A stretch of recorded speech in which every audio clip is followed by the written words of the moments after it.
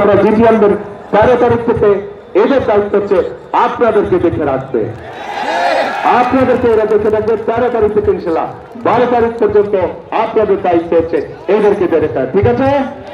চলবে চলবে ইনশাল্লাহ ইনশাল্লাহ।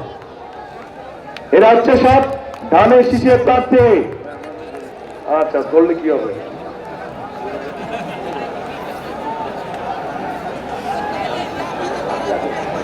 প্রিয় ভাই বোনেরা, প্রিয় ভাই বোনেরা, আমাদের এই মঞ্চের হাতের বাম পাশে গত জুলাই আন্দোলনে যারা শহীদ হয়েছে বা আহত আছে সেই পরিবারের সদস্যরা এখানে বসে আছে। 71 সালে লক্ষ শহীদের, বসেন আপনার, ধন্যবাদ, 71 সালে লক্ষ শহীদের আত্মত্যাগের বিনয়ে আমরা এই স্বাধীনতা পেয়েছিলাম।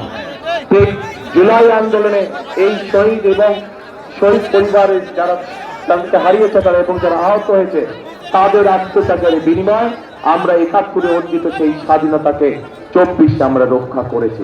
আসুন আজকে আমরা আবেগী প্রতিজ্ঞা গ্রহণ করি। সেই প্রতিজ্ঞাটা হচ্ছে এই জুলাই আগস্টে যারা শহীদ হয়েছে, যারা বিভিন্নভাবে আহত নির্যাতনের শিকার হয়েছে তাদের ত্যাগ যেন বৃথা না যায়।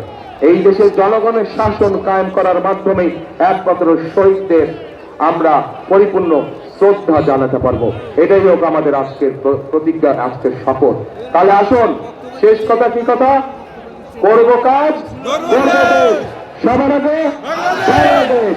আল্লাহ হাফেজ। বাংলাদেশ জিন্দাবাদ, বাংলাদেশ জাতীয়তাবাদী দল জিন্দাবাদ। আসসালামু আলাইকুম।